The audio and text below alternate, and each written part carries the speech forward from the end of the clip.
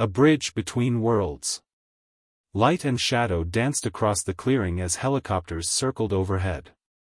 Marcus's vision swam between human perception and fading traces of luminary awareness, each transition bringing fresh waves of pain. But through it all, he felt Zena's presence, steady, determined, and unafraid. "Your final chance, researcher Zena," Arbiter Voss's skin rippled with authoritative patterns. "Sever your connection to the human. Return to your proper place." Zena's response came in a burst of defiant colors that even Marcus's failing enhanced vision could read clearly. "My proper place?" Her voice carried harmonics of conviction. "I am a scientist. My place is wherever knowledge leads, whatever barriers must fall." She helped Marcus to his feet, her small frame supporting him with surprising strength. Together, they faced the Arbiter. "The data core doesn't just contain botanical research," Zena announced. "It holds proof that humans and Luminari share compatible energy patterns. What you see as corruption, this bond between Marcus and me, it's proof of possibility." Director Hayes emerged from the tree line, flanked by armed agents. "Whatever you're planning, it ends now. The agreement between our species is clear." "Is it?" Marcus managed to ask, fighting through another wave of pain. "Or is that agreement just another wall built by people afraid of change?" He looked at Hayes directly. "You've worked with the Luminari for years. Haven't you ever wondered what else might be possible?" A flicker of doubt crossed the director's face. In that moment of hesitation, Zena acted. Her skin blazed with patterns Marcus had never seen before, creating a cascade of bioluminescent energy that rippled outward. Every human and Luminari in the clearing gasped as their perceptions briefly aligned, sharing a moment of universal connection. Through the shared awareness, they all saw the truth in Zena's research, the fundamental compatibility between their species, the artificial nature of their separation, the potential for collaboration that fear had held back for generations. "Impossible," Arbiter Voss whispered, their skin showing patterns of disbelief. "No," Zena corrected. "Inevitable. Life seeks connection. Evolution demands adaptation. By maintaining isolation, both our species have been stagnating. The connection faded, but its impact remained." Marcus felt the alien enhancement leaving his system, but instead of pain, he now felt a profound sense of peace. Whatever happened next, they had shown both sides a glimpse of what was possible. Director Hayes lowered her weapon. "Even if what you've shown us is true, there are protocols, agreements. Which can be changed," a new voice announced. From the shadows emerged another Luminari, their skin displaying patterns of wisdom and authority that made even Arbiter Voss step back. "High Commissioner Thiele," Voss stammered. "The Council didn't authorize." "The Council has been watching," Thiele interrupted, their skin shifting with subtle amusement. "Researcher Zena's work caught our attention months ago. We needed to understand if humanity was truly ready for deeper connection." They turned to Marcus. "Your willingness to trust, to risk yourself for understanding rather than advantage, speaks well of your species' potential." Marcus looked at Zena, seeing relief and joy rippling across her skin. "It was never just about the botanical research, was it?" She shook her head, her galaxy eyes sparkling. "The plants were fascinating, but they were a beginning. I hope to prove that life, in all its forms, seeks harmony when given the chance." Over the next few hours, as the sun rose over the forest, the foundations of a new relationship between humans and Luminari took shape.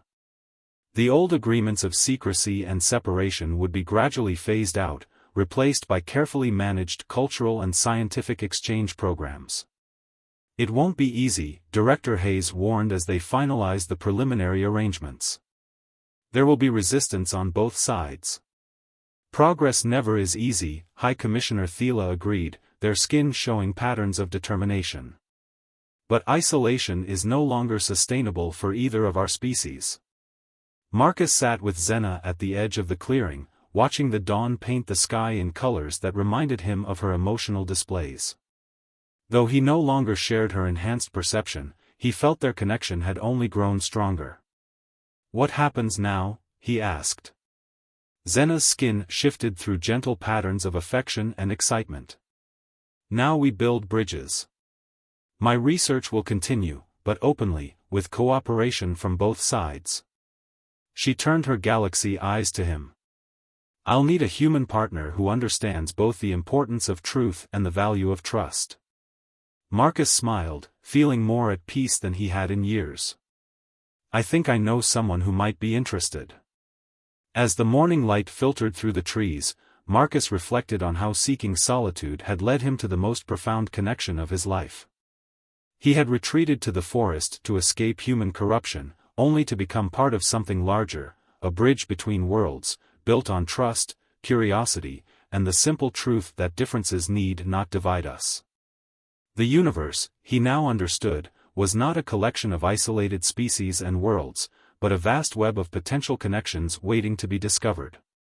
All it took was the courage to reach across the divide, to trust despite fear, to believe in the possibility of something greater than ourselves. And as he watched Zena begin to explain luminary color language to a fascinated group of human scientists, Marcus knew that this was just the beginning. The barriers between their worlds hadn't just been broken, they had been transformed into bridges, opening the way to a future neither species could have imagined alone. The end. Trust and sacrifice.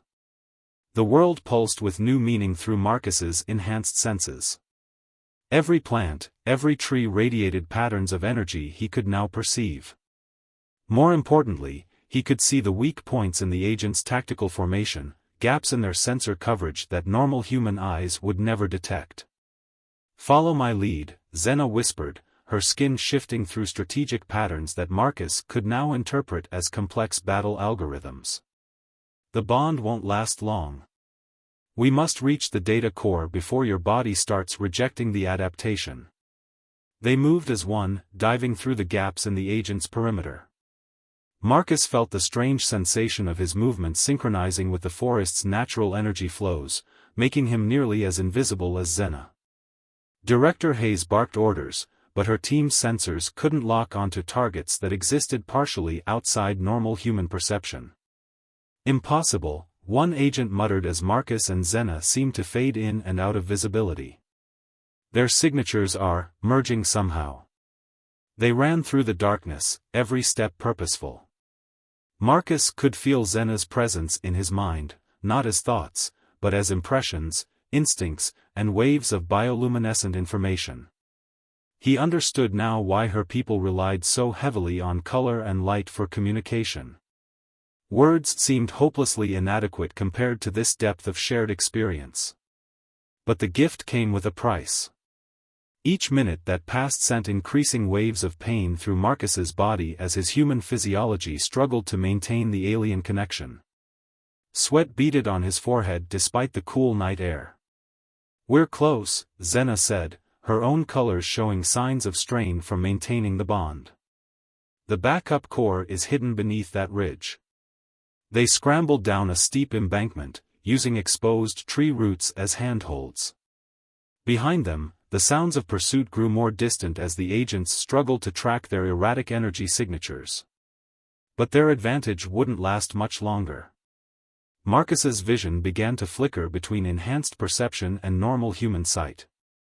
Each switch sent daggers of pain through his skull. "Zena," he gasped, "I don't think I can hold it much longer." "Just a little further," she urged, her skin pulsing with concern. They reached a small cave entrance, barely visible behind a curtain of vines. "The core is inside, but..." She hesitated, her colors shifting to worried violet. "There's something else. A presence I didn't expect." Before Marcus could ask what she meant, a new figure emerged from the shadows. Tall and elegant, with skin that shimmered like polished opal, the Luminari official radiated authority. Unlike Zena's organic armor, this being wore crystalline robes that seemed to bend light itself. "Chief Arbiter Voss," Zena's voice carried harmonics of dread. How did you? Did you think the Council wouldn't have agents of its own on this primitive world? The Arbiter's skin displayed patterns of cold disappointment. Your unauthorized experiment ends now, Researcher Zena. But first. Their galaxy eyes fixed on Marcus with frightening intensity. You've committed our greatest taboo. Sharing our biological capabilities with a lesser species? Marcus wanted to step forward, to defend Zena, but his legs buckled as another wave of pain shot through him. The alien connection was breaking down, taking his enhanced senses with it. He's dying, the Arbiter noted dispassionately. His system can't sustain the adaptation. Was your research worth his life, Zena? No. Zena rushed to Marcus's side, her skin blazing with desperate patterns. I can stabilize him. Please, just let me. The human authorities will be here soon, Voss continued. They'll find his body, assume he died from exposure to alien biology. A convenient explanation that maintains our secrecy.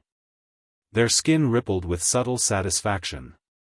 And you, Zena, will return home for rehabilitation. Your dangerous ideas about interspecies cooperation will be corrected. Marcus fought through the pain, forcing himself to focus. He could barely see now, the world dissolving into a blur of conflicting perceptions. But he could still feel Zena's presence, could sense her anguish and determination. You're wrong, he managed to say, each word an effort. What Zena discovered, it's not just about biology. It's about trust. Connection. The barriers between our species, they're artificial. Maintained by fear. The Arbiter's skin showed traces of uncertainty. You speak of things you cannot understand, human. But I do understand, Marcus pushed himself to his knees, supported by Zena. Because she trusted me enough to show me. Your people's greatest strength isn't your technology or your biology. It's your capacity for connection. And you're wasting it hiding behind walls of isolation. Suddenly, floodlights illuminated the clearing. Director Hayes's voice boomed through a megaphone, this area is surrounded. All personnel, hold your positions. The moment of truth had arrived. With human forces closing in from one side and the Luminari Arbiter blocking their path to the data core, Marcus and Zena faced a choice that would affect both their worlds. The question was, would their trust in each other be enough to bridge the gap between their species, or would fear and isolation maintain their ancient hold? Hidden dangers. The forest held its breath under a moonless sky.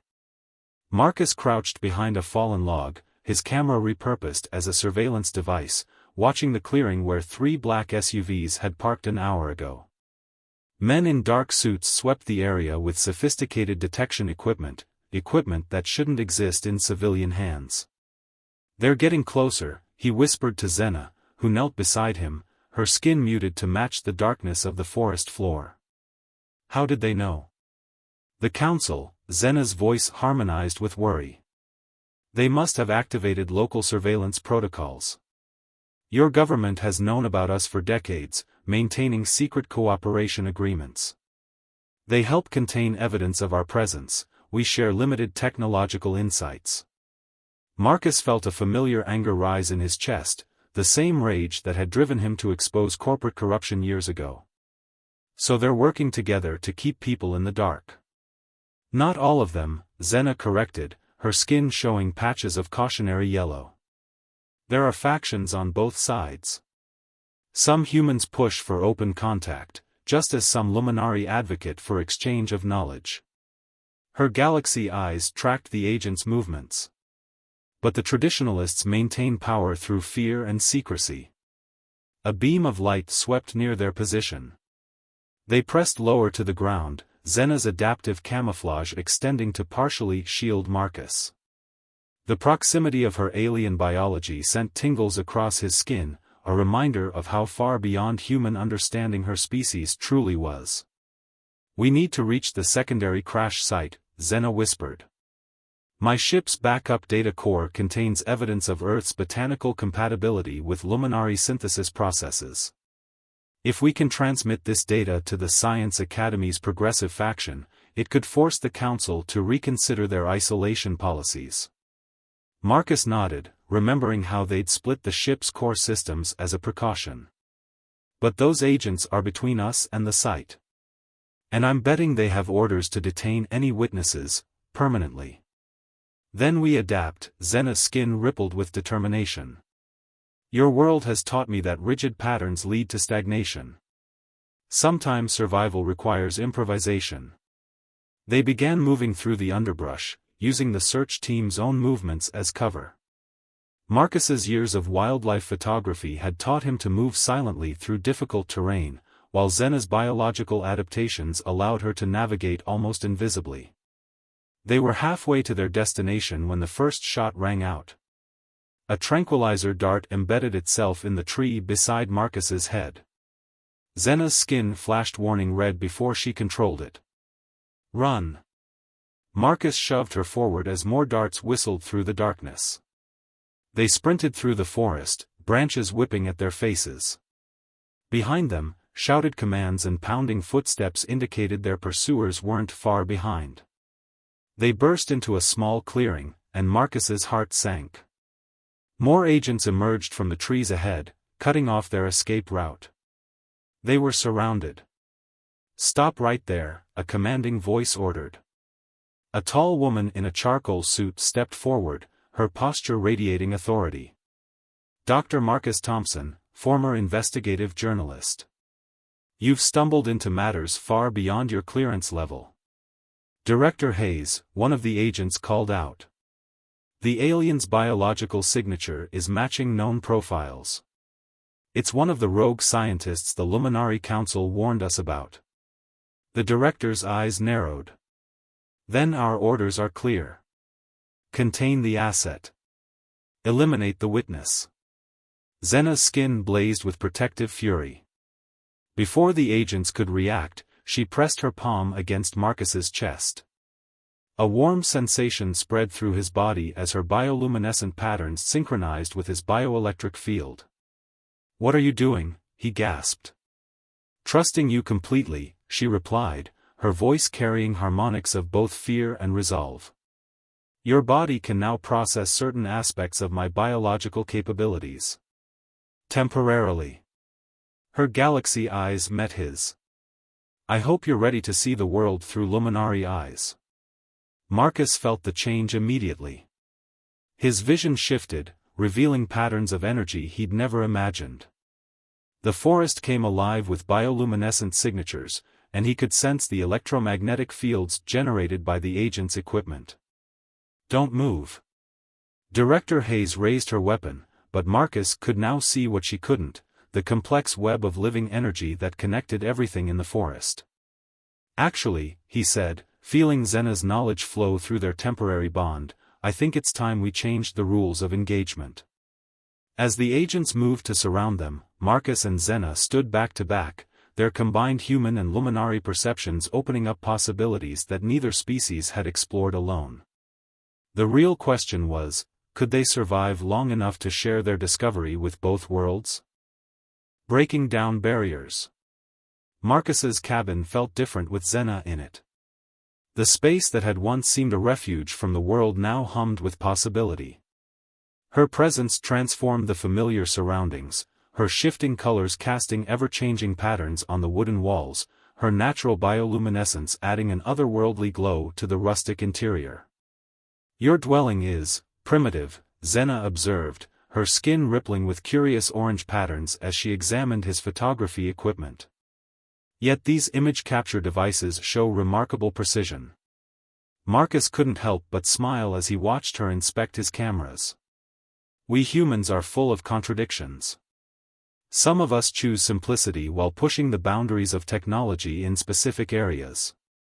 He began preparing a meal, realizing he had no idea what his guest could eat. Do you need any special sustenance? Zena's skin flickered with amused pink spots. I can process most carbon-based organic matter. My internal synthesizers will extract what nutrients I need. She paused, her galaxy eyes swirling with interest. Though I admit curiosity about your food preparation rituals. As Marcus cooked, Xena shared stories about her world, a planet of floating islands suspended above vast luminescent oceans, where her people lived in harmony with semi-sentient plant life. Her work as a xenobotanist involved studying the biological mechanisms of other worlds, searching for ways to enhance their own symbiotic relationship with their environment. That's why I was drawn to your planet, she explained, her skin now a contemplative shade of purple. Your forests contain unique adaptive properties we've never encountered. But my research was interrupted by.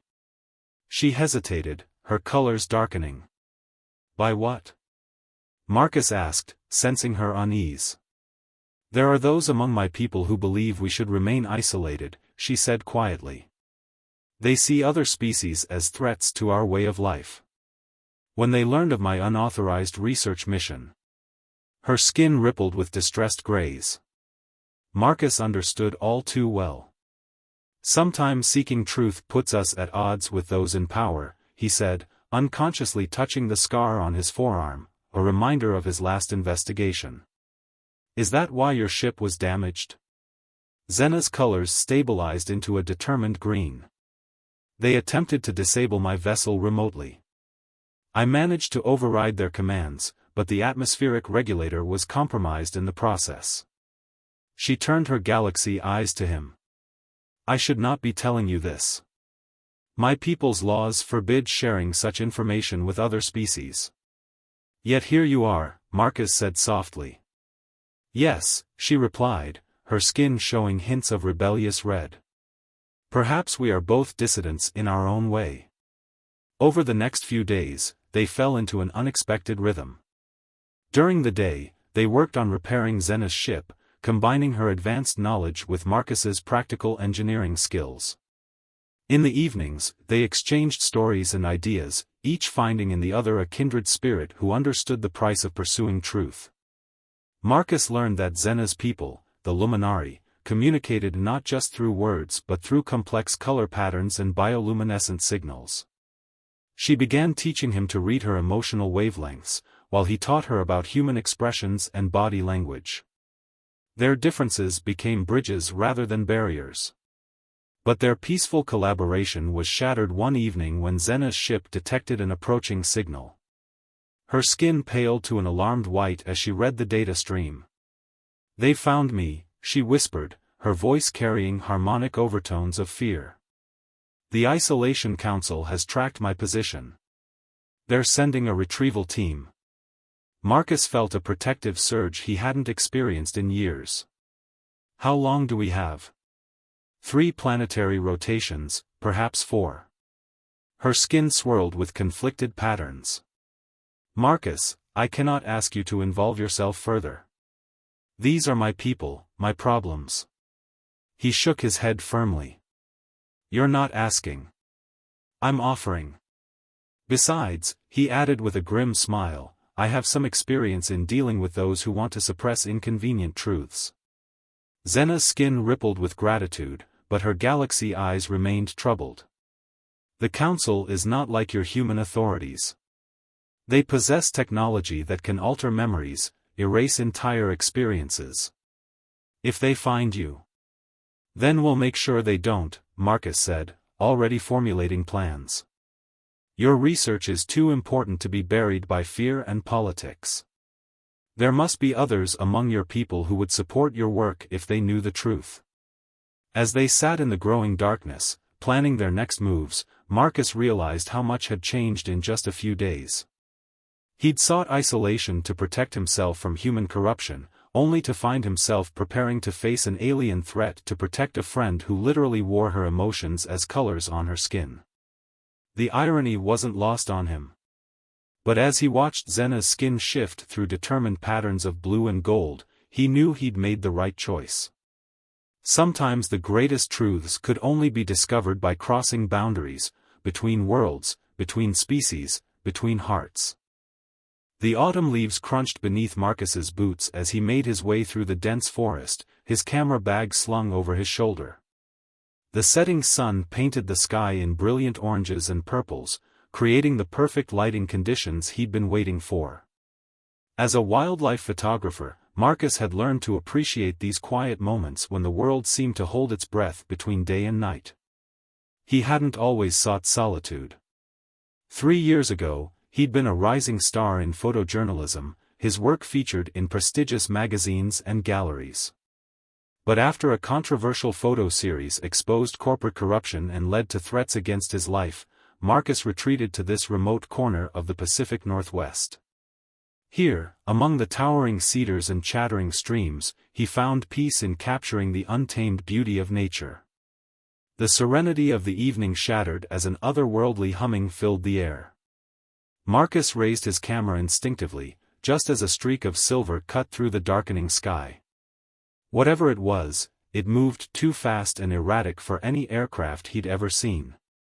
The object disappeared behind a ridge, followed by a muffled crash that sent birds scattering from the trees. Marcus's journalistic instincts warred with his hard-earned caution. After several moments of internal debate, curiosity won out. He moved carefully through the underbrush, following the direction of the crash. The humming grew louder as he approached, taking on an almost musical quality that made the hair on his arms stand up.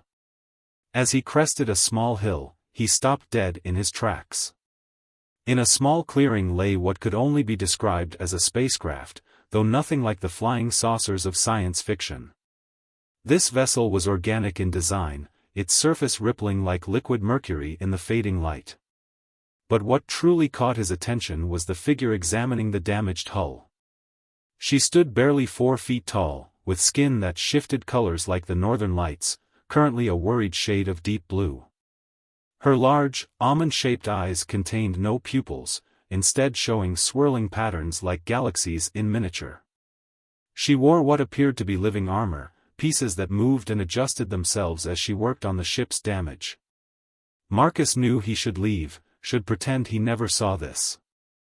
But before he could retreat, he stepped on a branch. The crack echoed through the clearing like a gunshot. The alien spun around, her skin flashing to a defensive red. She raised her hand, revealing what looked like a small crystal embedded in her palm. Marcus slowly lowered his camera and raised his empty hands. "I'm not going to hurt you," he said softly, keeping his voice steady despite his racing heart. "I'm Marcus. I'm just a photographer." The alien's skin shifted to a cautious yellow. When she spoke, her voice carried musical undertones that seemed to resonate in his chest. "Your kind has hurt many who came before. Why should I trust your words?" The revelation that there had been other visitors both surprised and saddened Marcus. "I can't speak for others," he replied honestly. "I can only show you who I am. Are you injured? Do you need help?" She studied him for a long moment, her galaxy eyes seeming to peer into his soul. Finally, her skin settled into a more neutral green tone. "I am Xena, xenobotanist of the Luminary Science Academy. My ship's atmospheric regulator was damaged passing through your planet's magnetic field. Without repairs." She trailed off, looking at the damaged vessel. "I have some tools at my cabin," Marcus offered. "It's not far. And I know how to keep a secret." He gave a bitter smile. "It's why I live out here." Xena's skin rippled with bands of thoughtful purple. "Why would you help an unknown being? What do you gain?" Marcus considered her question carefully. "Knowledge. Understanding. Maybe a chance to show that not all humans fear what's different." He paused, then added, "And honestly, I've been alone out here for a long time. A little company might be nice, even if it's temporary." To his surprise, Xena's skin flickered with spots of amused pink. Honesty. Unexpected. She lowered her hand, the crystal dimming. "Very well, Marcus the photographer. I accept your offer of assistance. But know that if you betray this trust, my ship's defensive systems remain functional. Noted, Marcus said, unable to suppress a smile.